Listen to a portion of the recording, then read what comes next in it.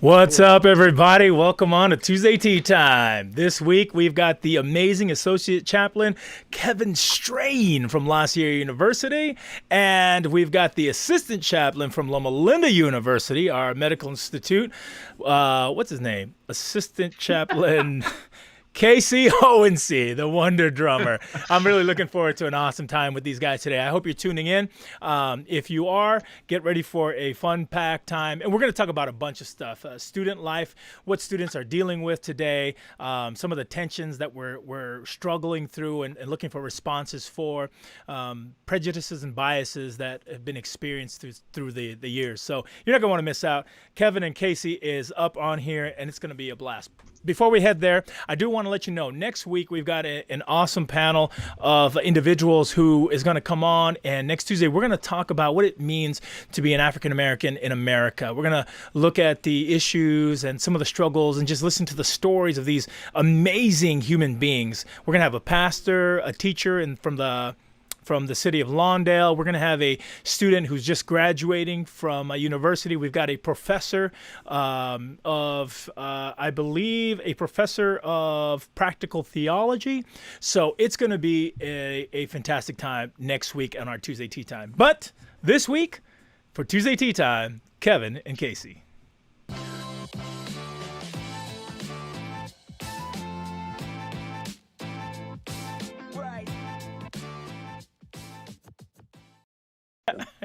Hey, what's up, fellas?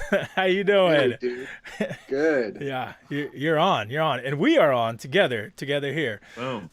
So if you are just checking in, I am with the Wonder Drummer himself, Casey Hohensee, Assistant Chaplain at Loma Linda University, and Kevin Straine, K Straine Music, who is the Associate Chaplain at La Sierra University, and we're going to talk about life. How you doing, fellas? Doing good, Awesome. man. What are we drinking today, people? What are we drinking today? Oh. What is Hint? Casey? What is that? This is Hint sparkling water, blackberry essence, and I do not recommend it. Is it called Hint because that's all you get? You get just a hint? Less than a hint, man. It's the idea of a hint. Exactly. Is that one of those like brands of water that just has a little bit of carbonation flavor? Is that basically what that is? It's like the LaCroix it's like a LaCroix knockoff. Yeah. Which LaCroix is like a knockoff of a knockoff already. Right. LaCroix is a knockoff of water. Oh. Like terrible water. It's rough sauce. Kev, what are you drinking, my bro? Drinking Honest Kids. It's a little juice pouch. Yes. Because besides water, we live in a dystopia now. And besides water, this is what I found in my outside refrigerator. I'm stealing my kid's stash. I'm glad you could get down with that here for our Tuesday Tea Time, my bro. Yeah. It's good stuff. Is it strong? No, it's like no sugar at all. Oh, well then I won't tell you what's in my cup, my friends. It's just a little something to keep me spiced and ready to roll. So let's talk. Welcome to Tuesday Tea Time, by the way. I'm so thankful you guys were able to make it on here and spend the hour with me talking trash about life. For sure. Thanks for the invitation.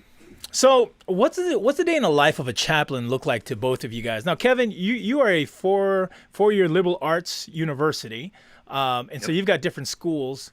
And Casey, you're actually how do you guys categorize? You guys are a medical university. We are a postgraduate medical university. Yeah, so you guys do everything medicine, right?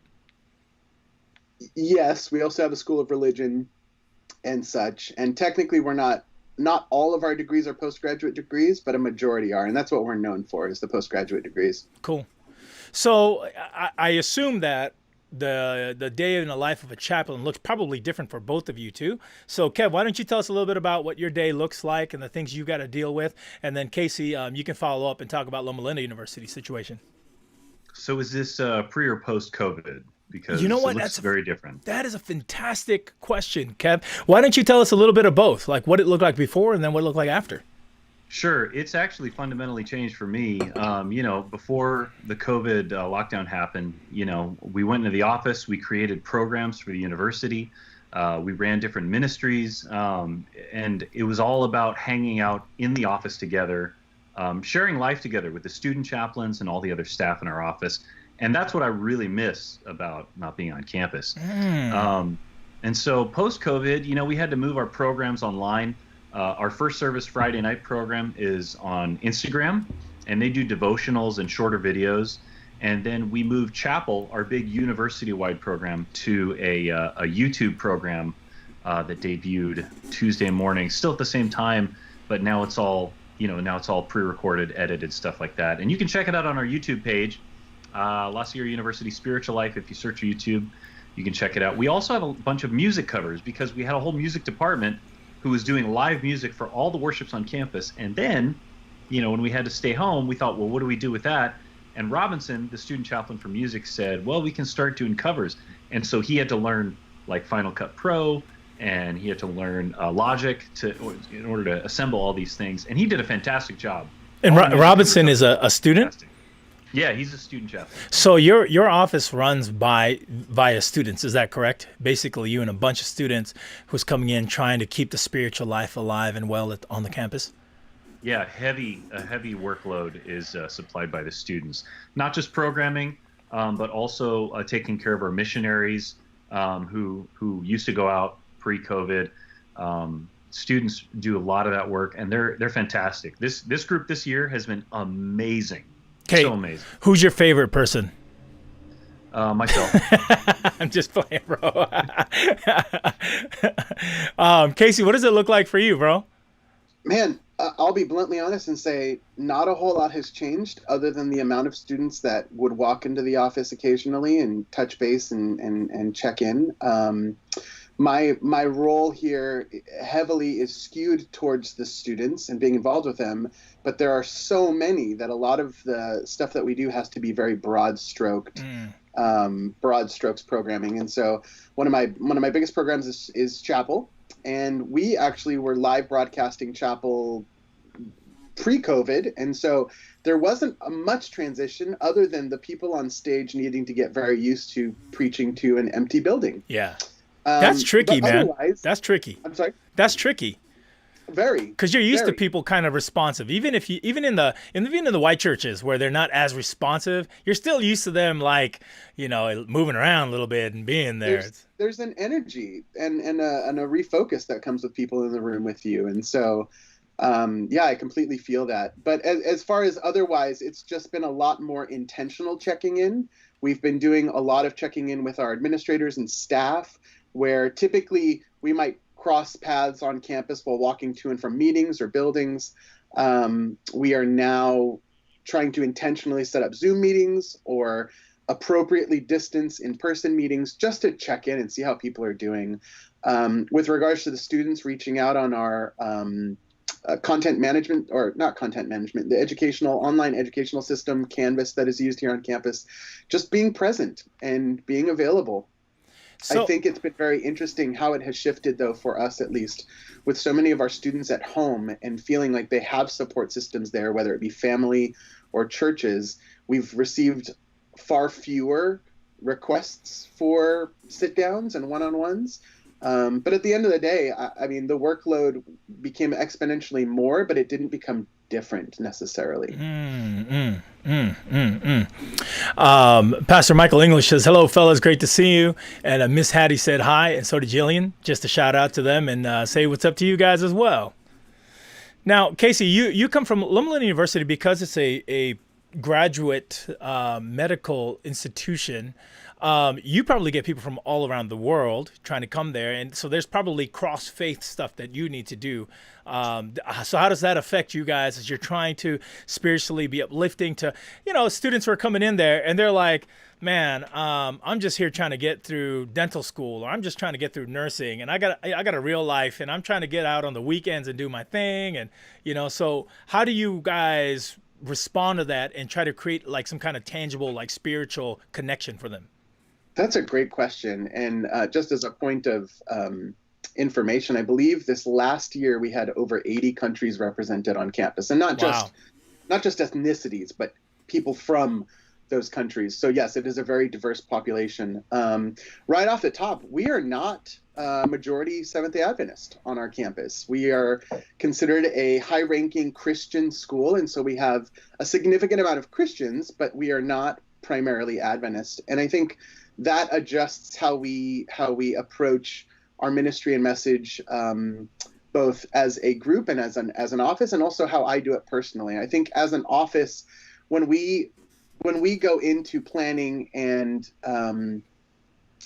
preparing for our year with regards to chapel and speakers and themes and all that kind of stuff, it is very much not trying to kind of jam Seventh-day Adventism down the throats of the people sitting there, but rather sharing the gospel as it is. We don't go into we don't use chapel to discuss fundamental beliefs and that sort of thing. Just because there is such a broad spectrum of believers, our desire is to enable and encourage spiritual growth in whatever spiritual walk you come from, with the understanding that you are at a Seventh-day Adventist institution. And so we do talk to things from that angle, but it is not the focus. Myself as a chaplain, my calling, especially over the last 7 years that I've been in this position, has become very, very much more on just simply loving those around me. Fantastic. I'll be very upfront and say I'm not here to always win souls for the church. I'm here to win souls for the kingdom. Amen. And if given the opportunity and the trust to share my faith, I absolutely take up on that. But that is not what I approach the relationships that I interact with from. So. Good. Pastor Michael English said that it focuses on a Christ-centered outreach instead of a methodology. Absolutely. And Don D said, "What's up, my brothers?" So Hey, what's Don up to you D. guys? Kev, I'm going to ask that question to you because you've got a little bit of a different setup there. You're a 4-year university, liberal arts, and you deal with a lot of students. But even at Last University, you've got a high range of different kinds of faiths and students. Some of them are coming in there. They're just trying to get through their program. They've got all kinds of peer pressure and pressure on them from their family to their social spaces to their own personal lives, dealing with anxiety and stuff. So what are some of the sticking points that you try to create for these students? And we're gonna get into the students a little bit later and talk about some of the stressors that they're struggling through and maybe how you feel the church should be responding towards our young people, this generation of millennials and Gen Zers who are coming out. By the way, if you are just jumping on, I am with Casey Hohensee and Kevin Straine. Kevin is the associate chaplain at Last University, and Casey is the assistant chaplain at Loma Linda University. Kev, shoot us what you're thinking about these sticking points for your students. Well, the sticking points for our students, I think, we have much more of a closer gap. We're not majority Adventists, but it's very close. It's something like 48%. And then the next highest group on our campus is actually Roman Catholics. And so, there's a big Christian contingent, but anyone that comes into our office as a student, if they seek advice, if they seek Bible studies, anything like that, we try to make sure the Spiritual Life Office is a space without judgment. So whatever faith you come from, whatever experience you have, we are just here to help you journey in your experience. A lot like, Chaplain Casey was talking about. However, in our spiritual master plan, we also have just a really important point for us is that people hear a current of Seventh-day Adventism in how we walk, how we talk, how we do programming, things like that. And I remember there's one question specifically we ask students every quarter when it comes to chapel programming. Mm-hmm. We say, did this inform or help you with your Seventh-day Adventism? And often, we get a lot of critique saying, well, a lot of it's too generic. And I mean, really, how much of those fundamental beliefs can you explore in 50 minutes every week? Right. Before you alienate other people.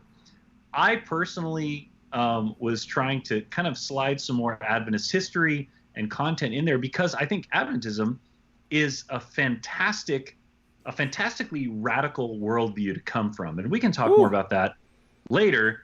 But I think it really is prophetic, and I double down. There's some people in our denomination that are like, hey, let's not accentuate the particulars. Let's all focus on what we're here for is Jesus, and that's fantastic.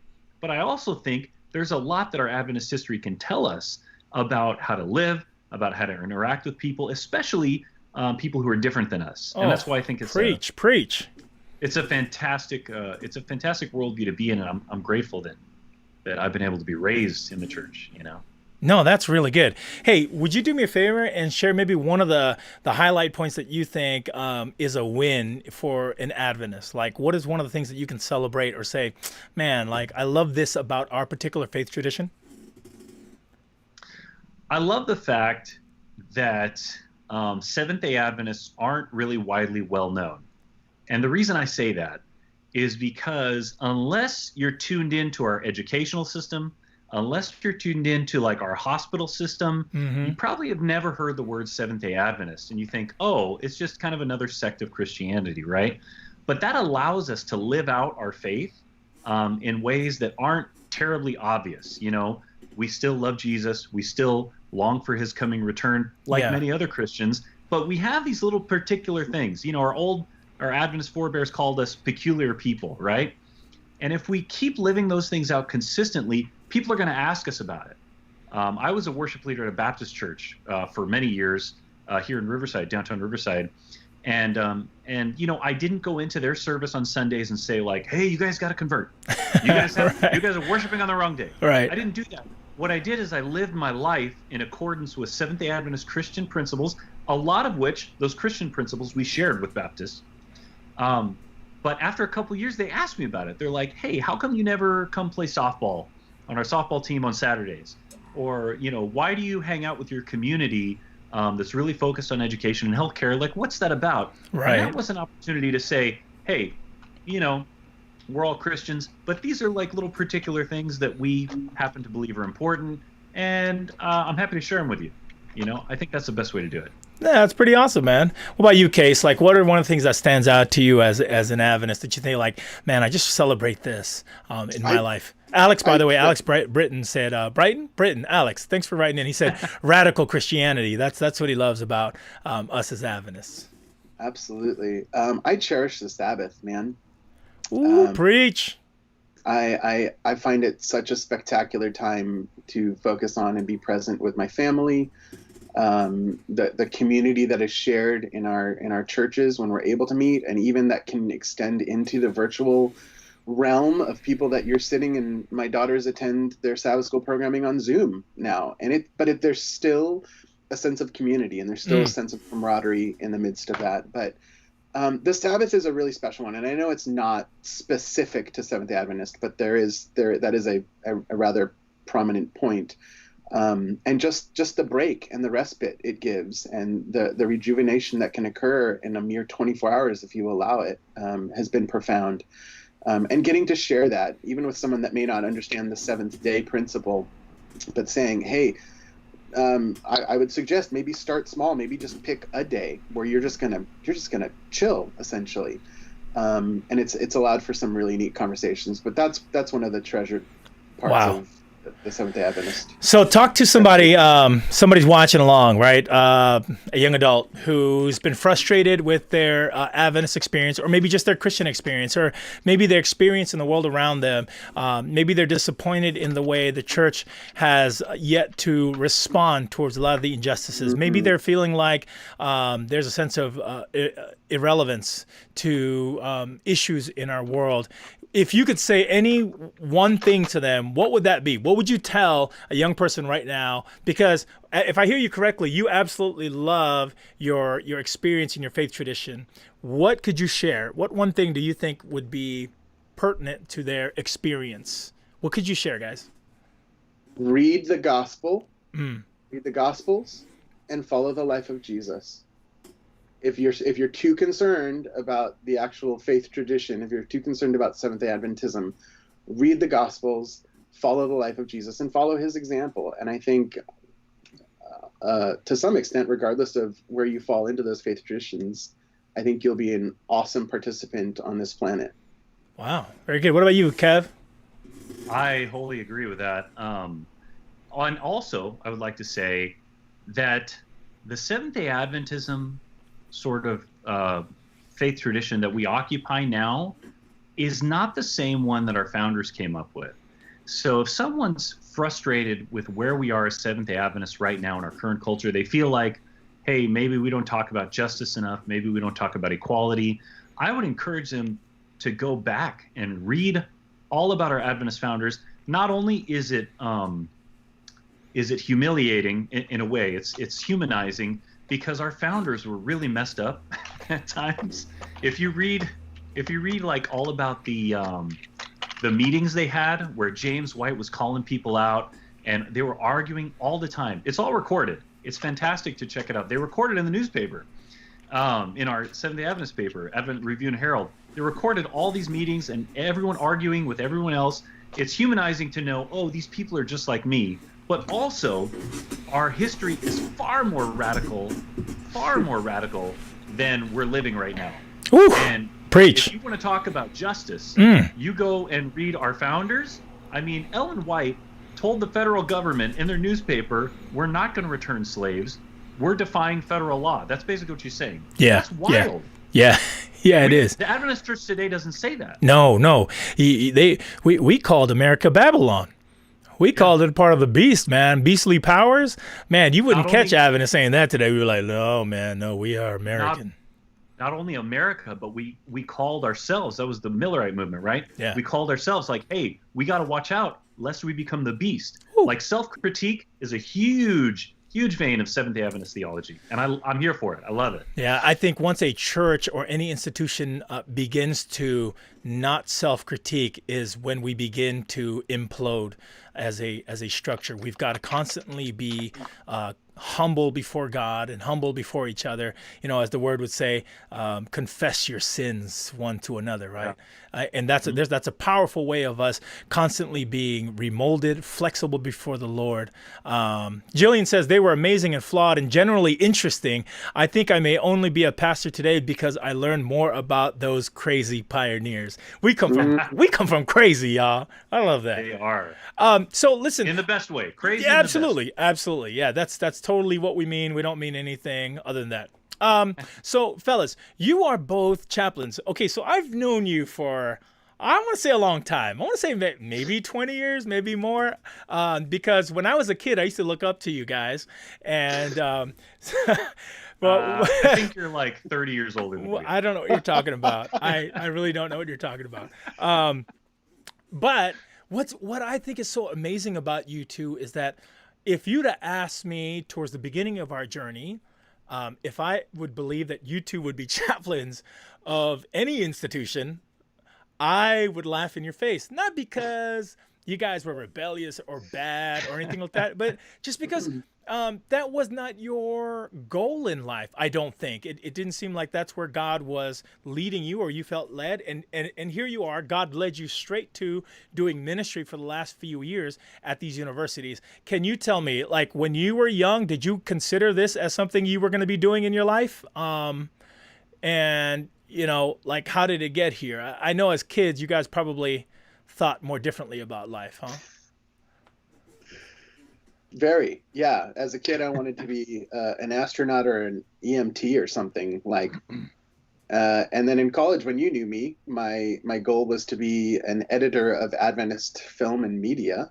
But the journey has been, oh wow, thanks for that. Yeah, it looks like as a child you wanted to be Huckleberry. I don't know, Huckleberry Finn. Yeah. No, that's fantastic. Thank you for finding that. You're welcome. I think, and I'm not going to speak for Kev at all, but I think it's incredible watching and looking back at the journey the Lord has taken us both. with roles of leadership in ministry through music more often than not, and bringing us to these spaces. That's certainly the case for me.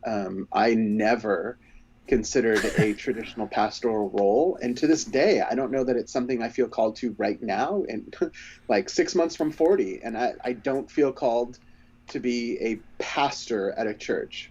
I adore and love being a chaplain in my context here.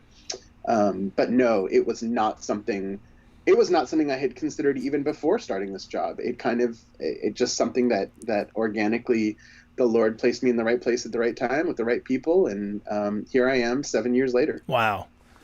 That's awesome, bro. Kevin, what about you? I noticed was that an Esprit shirt you were wearing? It was fresh, whatever that little shirt you were wearing. Oh, wow. Yeah, no, I was ahead of my time. I definitely wore oversized clothing. I agree. You could tell I was at Disneyland, which means I'm a California kid, born and California raised. to the bone. SoCal. Yeah, so I've always wanted to be a musician. Ever since I caught the bug in junior high, I became really obsessive about music, and especially about blues and early rock of the United States, 60s, 70s music. Oh my word! I am very impressed with your photo finding. Is that you in there, Kevin? Is that you and Casey together? Yeah, it is. Yes. Me with my mullet and sweet parachute pants, and Kev MC Hammer pants. Yeah. And Kevin is. Yes. I thought Kevin was holding a flute, but it looks like a for sale sign he rolled up. That is incredible. I think it's a hockey stick, actually. Somebody put up, Jennifer Rich Lou said Conejo Days. That's from Conejo Days, maybe. Oh, was she? Yeah. We were very young. Well, very young and short. So you said you've always had a love for music. Is that correct then? Yeah, I've always had a love for music. My grandfather is a singing evangelist. He hung out with HMS Richards Sr., Jr., and Voice of Prophecy. They went all over the world and sang.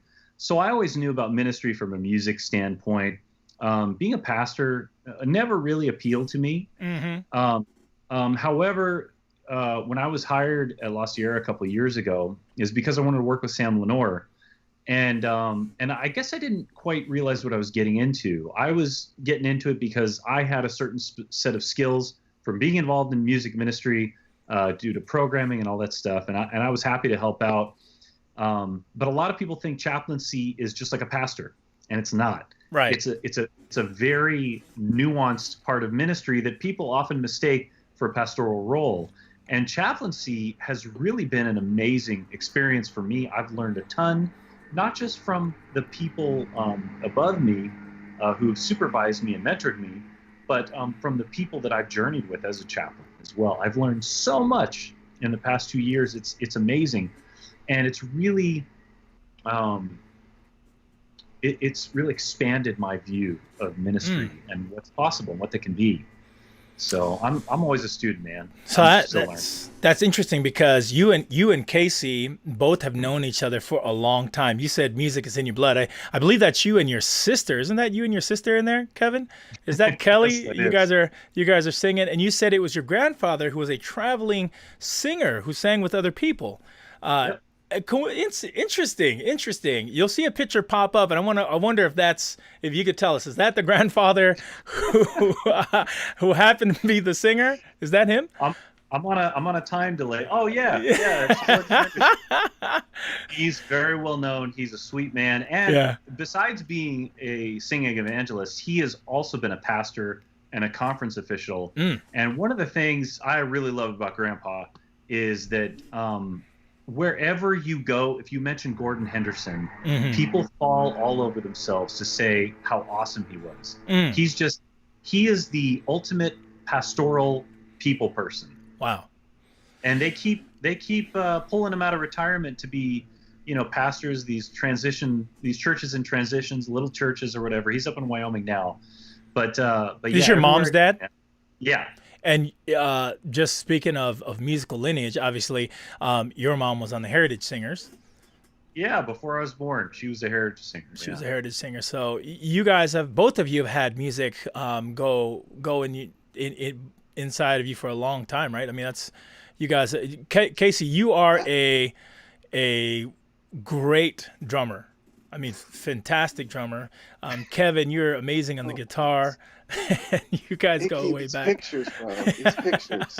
Where did you get all this stuff? Hey! I cannot reveal my sources, everybody. It's my job to bring such things from the past. Well, that's like 100 plus pounds ago. But look at your hair, man. So good. So good. Yeah, well, some things are good. Look, you can look right funny? up Kevin's nose, right into his brain. You see that? Yeah. Not a lot there.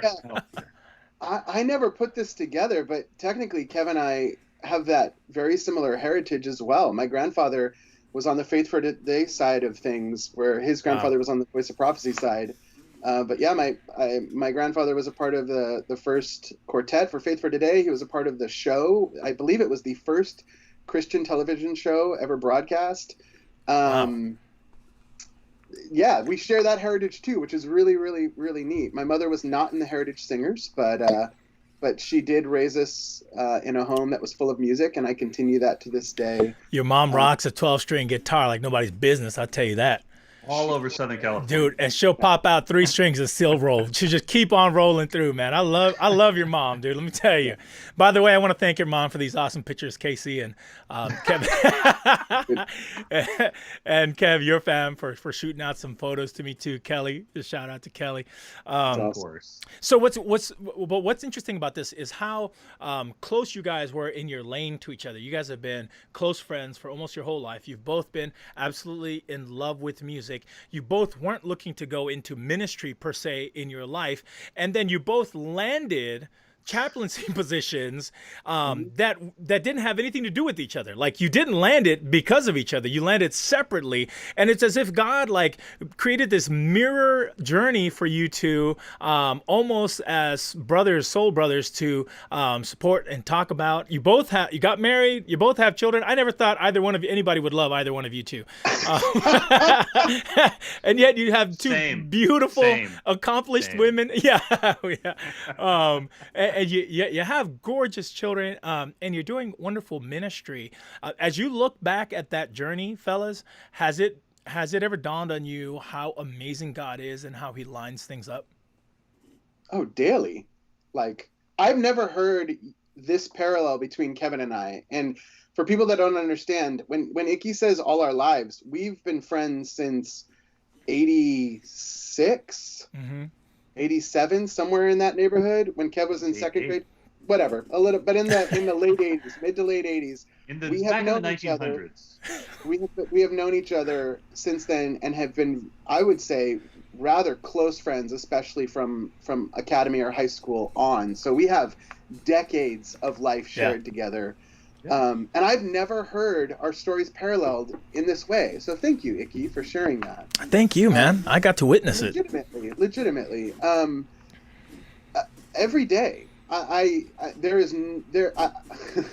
when I share the story of my wife and I meeting and who I thought in college or in high school, the trajectory I thought my life was heading to with regards to a wife and children and all that, and where I am today is completely opposite ends of the spectrum.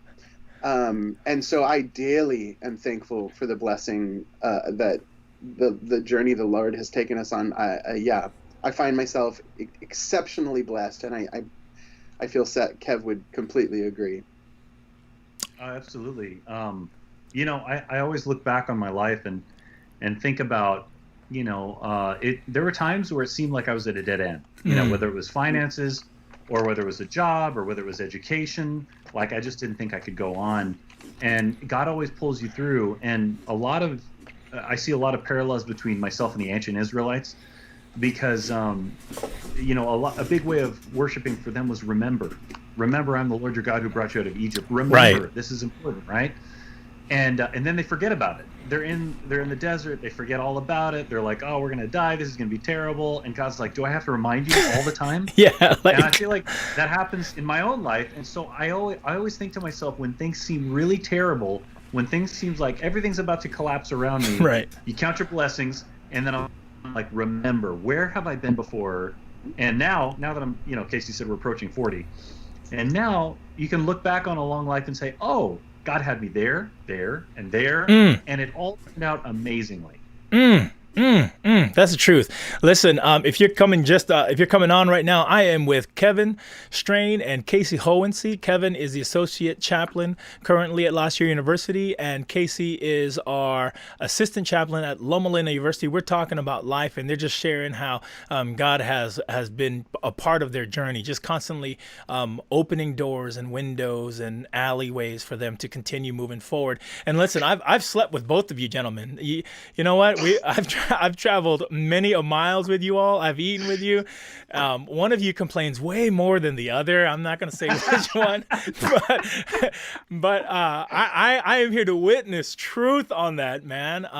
How God has just continued to do wonderful things in your lives. And again, thanks for allowing me the opportunity to witness that. And I'm sure that you guys have been a great witness to everybody. So you both have bosses, or at least former bosses, right? Kevin, your former boss is the chaplain, Sam Lenore. Phenomenal cat. El Jefe. Yeah, El Senor. Jefe. And then Casey, you've got two bosses, right? Technically. Sure. Or how does that work? How does that work? No, that's what I tell everyone. Yeah. I have two bosses, a chaplain and a director. Right. So I want you guys to tell me, what is the most annoying thing about your bosses? Go. One thing. Go. Go ahead. My boss, Dr. Terry Swenson, is super old. But he looks like that G.I. Joe figure. If anybody's ever seen Terry Swenson, he looks like that. But he was a gangster when he was young. I love that man. Yo. His life experience is incredible. That's but my dude. I constantly am telling him and the general public and chapel when I preach, don't forget about how old Terry Swenson is. Nice. Kevin, what about you? Go ahead and give us some dirt on Sam Lenore. Sam, if you're watching, here it goes. Sam is not one for confrontation. And that's a bad thing, but it's also a good thing. I've never in my life seen someone err more on the side of grace in many different situations, but that's just because he's scared to confront people. And so, I mean, as his second in command, his assistant or associate chaplain, it was left to me to do a lot of the dirty work as far as, the administrative stuff where it comes to hiring and telling students it's not a good fit and, please do your work and things like that. So it's not annoying per se. It was just difficult work because Sam was like, you can take it. I don't want to do it. You can take it. I was like, okay. Sam is amazing. It really is hard to be angry at Sam. No matter what, man, you just want to love the guy. He's so lovable. Savasa says Casey's the only one that shows up to work. I don't know. and Terry is not old. He is seasoned. Casey, get that correct, man. Get that correct. Lowry's old seasoning. Lowry's old seasoning. Okay, haters. All right, let's do this. I want to ask you one more question, and then we're going to move into our game, Love One, Leave One. All right. So the last question is in this particular segment is, what is your favorite part of your job as chaplains? There's a billion things you've got to do, but what is the one thing that you look forward to in your role? Creating safe spaces for the students that just need someone to sit and be present with them. Fantastic. What about you, Kev? I think for me it's similar. It's journeying with the students. Especially pre-COVID, going into the office and seeing who was there and talking to them and experiencing life. It's experiencing life as like their age. When you build up a certain amount of trust, they let you in on pop culture things that are happening.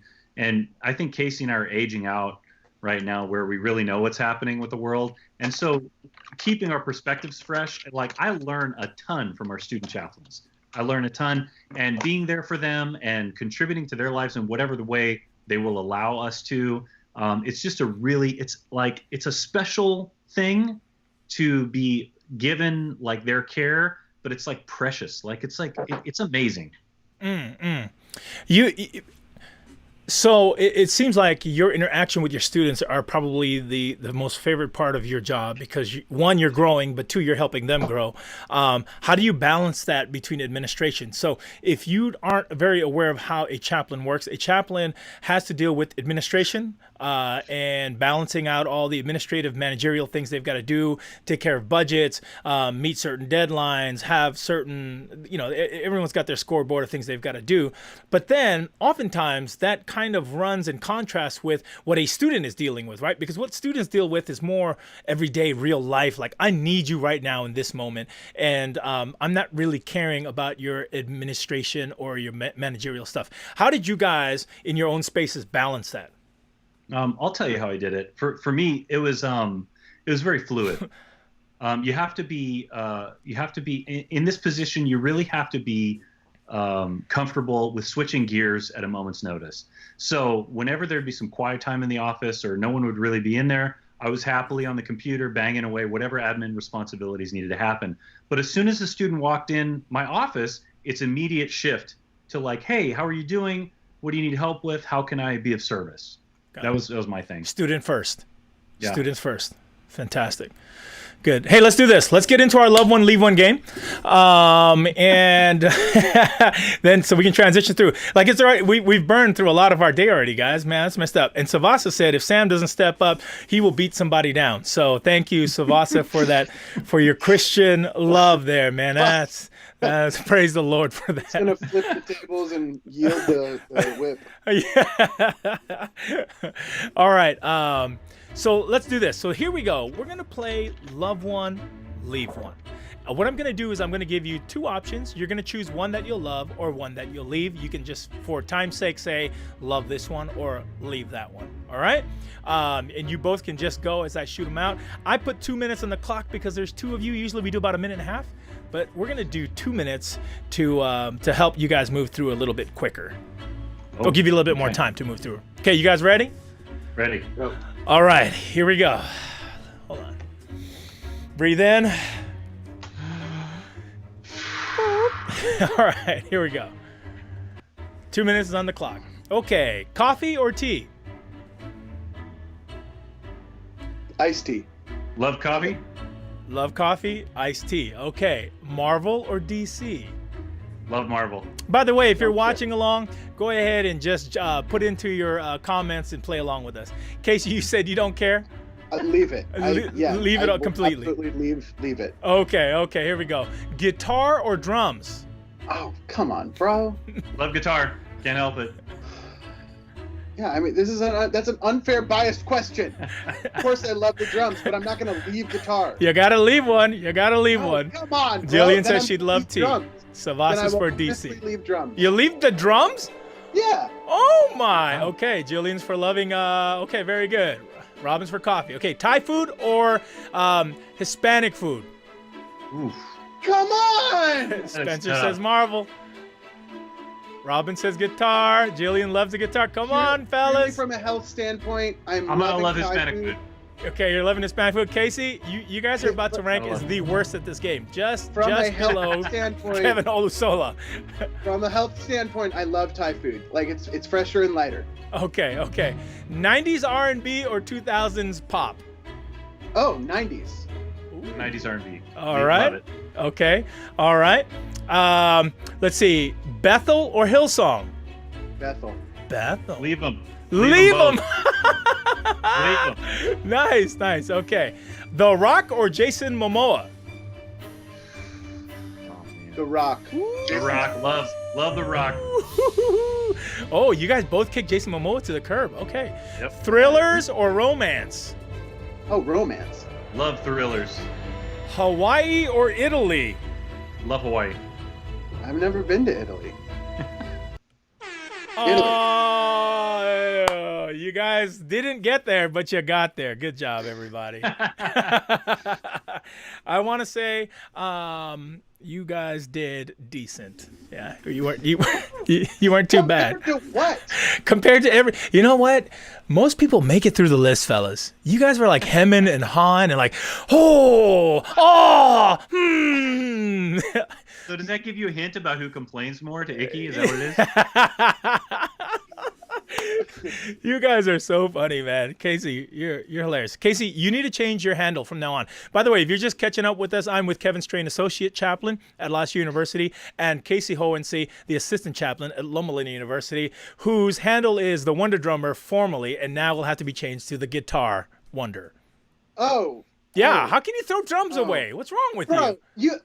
Tell me how often you want to sit and watch just someone play the drums for 20 minutes. I mean, Come on, no, that's not a thing. Drum circles are terrible. Everybody hates drum circles. There is a reason for that. Oh, there's your pitch for the show. Wonder Drummer hates drum circles. Right. Everybody knows it's true. But it's so true. If you're not in the drum circle, you hate the drum circle. Yeah. I don't know if you guys have ever witnessed the drum circle, man, but those people are so annoying. God bless them. This is me loving my neighbor. Yeah. Who wants to hear someone practice drums like Kev had to back in the day? Oh, man. I would much prefer not hearing someone practice guitar. Oh, man. Listen, I still remember we were at a worship service once, and I think that we were in charge of doing it. I believe it was the Arlington Church out in Riverside. Casey was sitting next to me, and they didn't want any drums, so we didn't bring drums, but we brought a cajon, and I don't know for what reason Casey was there for, but he wasn't there to play. But I was on the cajon, and they were singing, and I was just kind of like dropping my 80s beat, because I got one beat. It's an 80s hip hop beat that I play. And Casey looks at me, and he just does this. He's like, "Stop that!" And then he reaches over and takes the cajon away from me and just starts playing, because he could not stand the way I played it. I still remember that, Casey, and it hurts my feelings. Sorry, bro. Oh, man. But I get it. I would hate it too. Those drum circles, and there's a lot when I used to live in Long Beach, man. They'd come out and they would just do-ka-ticka, and it was like, oh, man, God bless you all, but not today, Satan, not today. Oh, man. Okay, cool. Well, thanks, fellas. Thanks for playing along. You did pretty decently, man. Not too bad. Not too bad. Okay, so what do you think are, and by the way, everyone else, thanks for playing along. Really enjoyed that. Some of you guys' responses were hilarious. Vasa, we need to get Vasa on here. Is that right? Yes, you do. Vasa, you're going to be on here very soon. We need to have this conversation together. But first, I got to go find some baby pictures of you, Vasa. So, what do you guys think are some of the most pressing matters to university students and our young adults in general today? So this is a close to home issue for me, because I work with in that department for people, and I'm constantly taking care of our young adults, and you deal with our young adults on a regular basis. What do you think are some of the most pressing matters to them in today's world today? How their communities respond in times of crisis.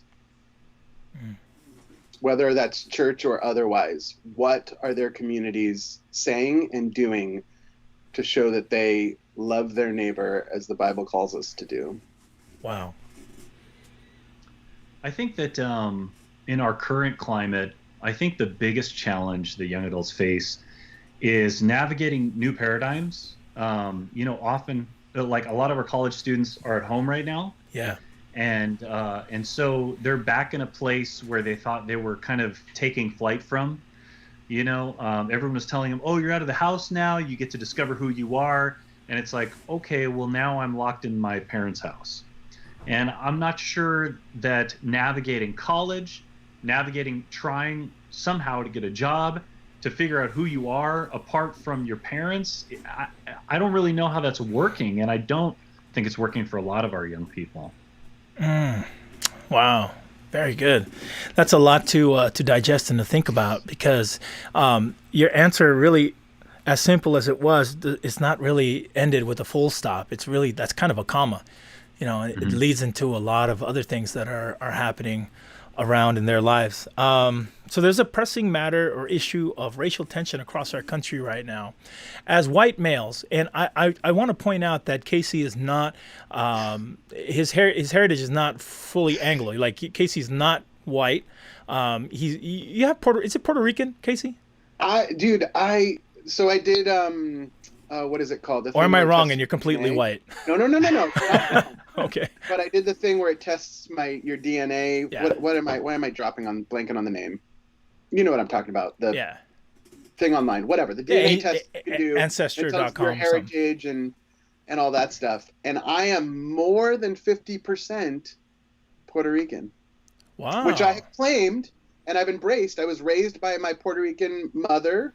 I'm Puerto Rican and German, and clearly I look the German, but I embrace the Puerto Rican heritage. I don't speak Spanish. Trust me, I'm disappointed in myself. But yes, I can attest to the fact that I am formally more Puerto Rican than white. Willie Davis says, Casey's not white? Sorry, bro. Sorry to break the news, Willie. And just to clarify, obviously, because Casey, you're not. However, you're often identified as that Absolutely. by strangers or by whatever. Willie says, I knew he was a brother. But as white males, so from that perspective, as white males, how do you believe you can help bring reconciliation to the problem of racial discrimination and the racial tension that we have in our country and quite possibly on your campus? What are some things you are intentionally thinking about and doing and plan to do to help bring that reconciliation? Man. It's not an easy question that we can't answer completely You want me today. to go? I got an idea. Go, Kevin. Go, Kevin. Well, no, I just want to give Casey enough time to formulate something. But ever since I saw this question, I got it. I'm ready when you are. Okay. Ever since I saw this question, I think it's been fantastic the amount of support from white people that I've seen on social media for the Black Lives Matter movement. I think it's fantastic. I think it's necessary. I think it's an important step in bringing about restorative justice. I think that's the goal. That's what we need to do. However, I've noticed that a lot of white people seem to be failing at listening and not speaking and not interjecting themselves into the conversation. I think it's really important for white people to be advocates and to be a support, but not to be at the front of any sort of opportunity you get to speak or to, kind of give your thoughts on it. I think it's really important that we need to listen. And one way that I found that's incredible is to follow Black thought leaders and activists on Twitter. Twitter's been a fantastic tool for me to see the conversation as it happens and to think about the different ramifications on the ways I can be of some kind of help or the ways that I can support those voices that are really important right now. Thank you, Kevin. I also want to thank Miss Hattie for, she's bringing in the answers now for the love one, leave one, even though we've left it a while ago. Thank you, Miss Hattie, for that. Spencer asks, what is restorative justice from your perspective, Kevin? How do you define restorative justice? And then we'll head over to Casey. Sure. Restorative justice brings equity.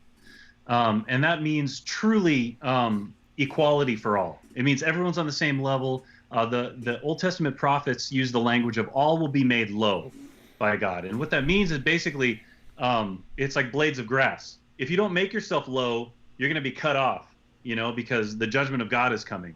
And restorative justice really means lift up those people around you that are facing inequality. The Old Testament has a lot to say about the widow, the orphan, the resident alien, and there's one more. Stranger outside your gates. So I mean, restorative justice truly is the way to make everything equal for everybody. And a lot of times that means for people with privilege, like white people like myself, who experience privilege without often knowing it. There's a lot of people who think to themselves, well, I'm not any richer or any more of a beneficiary than anyone else. But in reality, we benefit. White people often benefit from a system that is set up for us. And so what we need to do is recognize that and make sure that we can lift others up to where we can have real equity and not just equality on the surface, but real, true equity. Casey, I want to give you time to answer, but because of time, I'm just gonna kind of roll us forward to another question. Is that okay, Case? Yeah, of course.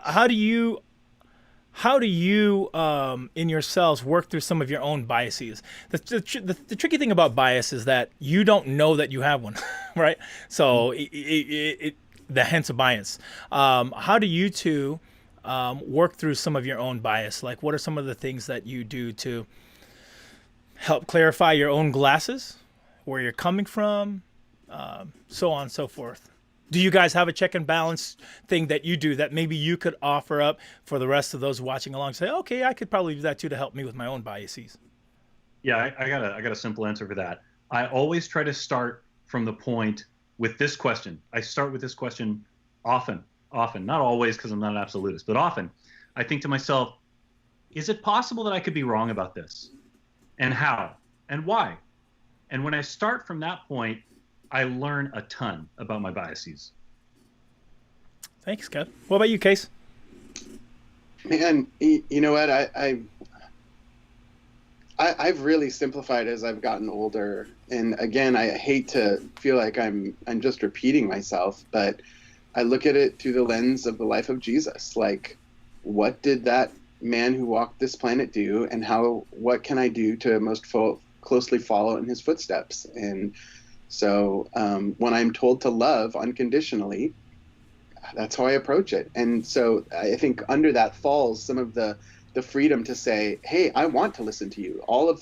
I've been, prior to the call, Icky had mentioned that I've been quite the activist lately on Instagram and Facebook and sharing things. And I've wanted to engage with people. It has not been here's a statistic and I am going to back it to no end. No, absolutely not. Let's engage. Let's talk. Let's be present. Let me learn from you. Let me get a different perspective, to get an idea of where you come from, to see the humanity in you, which is what I can love, absolutely, which often removes but will overshadow the differences that we may have in our belief systems. Thanks, Casey. If you're just jumping on with us, we're here at the end of our time together with Kevin Straine, Associate Chaplain at La Sierra University, and Casey Hohensee, the assistant chaplain at Loma Linda University. And we're just rounding out an awesome conversation. Thank you, everyone, for engaging with us. If you're engaging, I want to invite you to go over to our YouTube page, click the like button, smash the notification so you can see when we're coming up with our future convos that we're going to be having here. Fellas, we've just got a couple more things we want to cover before we close out our time together. So I want to do the marry one, date one, ghost one. Can we do that? We're going to have to move through it quickly, though, okay?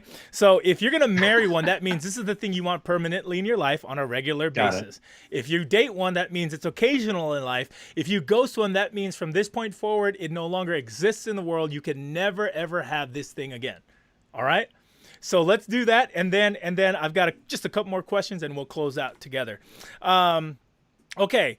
So here's the marry one, date one, ghost one. Sweats, sandals, Nike gear.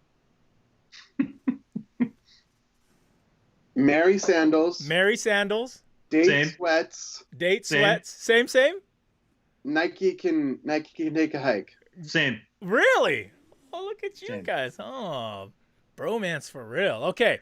Aww. Marry one, date one, ghost one. Ding, ding, ding, ding, ding. Okay. We're gonna give you a little ring. You see more like one of those air horns. Beep beep beep beep beep. Yeah. Beep beep beep. Okay. Delicious food, awesome exercise, or favorite entertainment? Delicious food, awesome exercise, or favorite entertainment? Marry entertainment. Okay. Date exercise. Okay. Food is fuel. So you're just gonna listen. This is cardboard, but this is what we're having every day. That's what I have for dinner every night. It's cardboard and water. Yeah. All right. Okay. All right. What about you, Kevin? I'm gonna marry food. Yes. I'm gonna date entertainment. Okay. And I'm gonna ghost exercise. You're just gonna keep growing the beard. Just exactly. And you've got sweats. That's the trick. Right. I think you're dating sweats as well, aren't you? So like. Oh yeah, I love sweats, man. Yeah. So you'll be totally good. Okay. Fantastic. All right.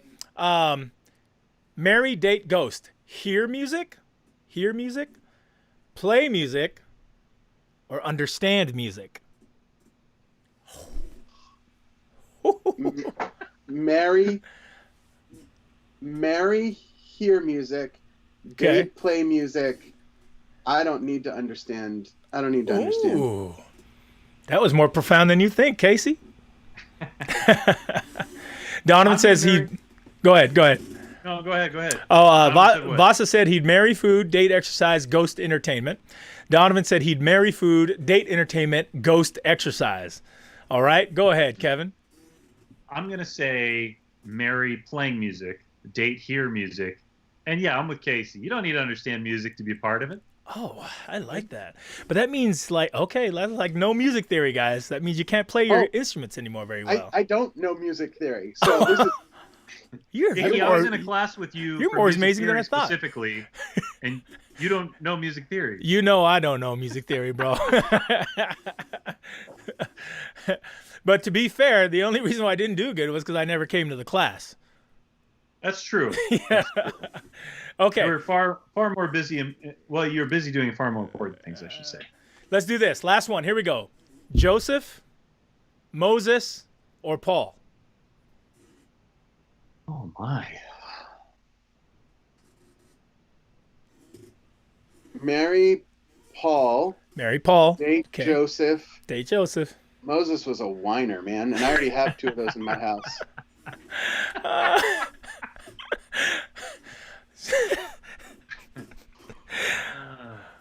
Casey just changed the whole history of the Hebrew tribe of people.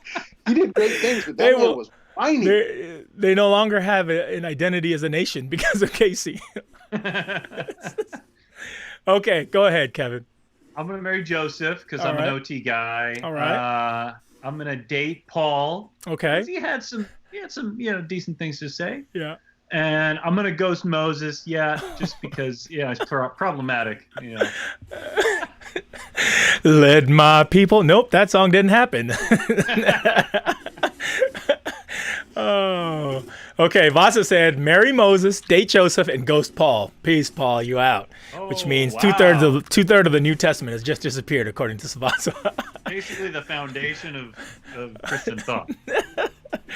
There's no easy right answer here. Everybody's right. It's subjective. Okay, 2 last quick questions as we close out today, fellas. What words of encouragement would you give to university students about their path forward? What would you say to some of our young adults right now? If you're looking down this camera to our Southern California Conference young adults, maybe they've just finished school. Maybe they just graduated from Glendale Academy or San Fernando or San Gabriel or one of our schools somewhere in Southern California. And they're not sure what's going to happen in their life because of COVID, because of all the tension, because of all the unrest. What would you say to them about their path now? Or maybe it's a young student who's just about to graduate from college and they're about to step into the workforce and they're very unsure about life. What would you say to them? If I could go back and tell myself something, it would be to listen to my elders. They have walked in your shoes. Maybe you don't think they have, but they have walked in your shoes, and their insight has the potential of saving you trouble and frustration and heartache. What about you, Kev? It's really good. Cosign. But also... Hashtag same. Yeah, hashtag same. But also, I would tell them this.